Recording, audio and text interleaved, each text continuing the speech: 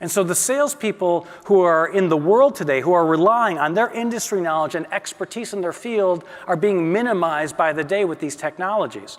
On top of that, you look at augmented reality. So if you look on your phone, well, don't look at your phone now, but who's done Pokemon Go? Augmented reality is the real world and technology. And this is having a lot of impacts in different aspects of business. In surgeries, they're now using it in surgeries to hold up to an actual surgery to make sure they're not missing part of the procedure. Bosch has this application here, which helps guide through a repair of an engine. So now you can hire a lower skilled technical force and have them do the same kind of repairs as they go along. And on top of that, you got virtual reality. Who's experienced VR? VR is pretty weird. VR is going to be one of our biggest impacts in sales if you look at what's happening here. And this thing here, who remembers the brick phone? The Motorola brick phone, okay? The brick phone morphed into this, and I got my case on. This is about twice the size of what it needs to be. This is the brick phone of VR. We're really close to having them look pretty close to my glasses based on the film technology they have to be able to do that.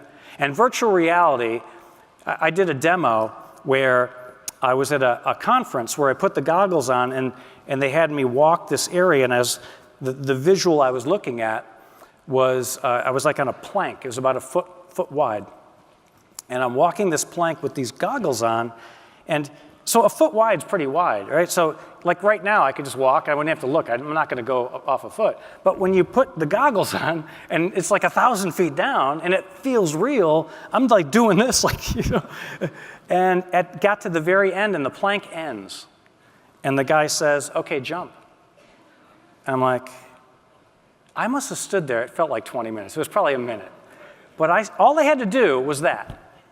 It took me at least a minute to get the courage to do what intellectually I knew I was jumping on a flat floor, but my brain was telling me not to do it. He told me afterwards, half the people like freak out. They just take them off and say, "I can't do that.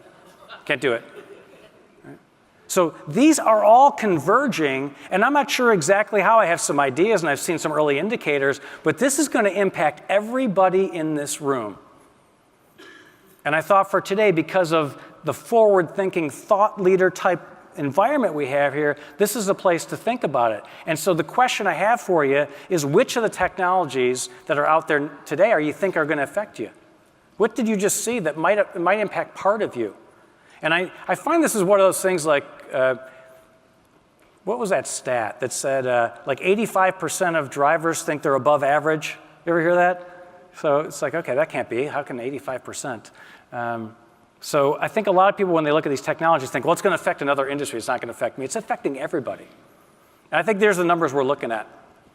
These are my estimates, but I think 75 years ago, 80% of a salesperson's value was product industry knowledge, being really smart, and 20% was selling skills.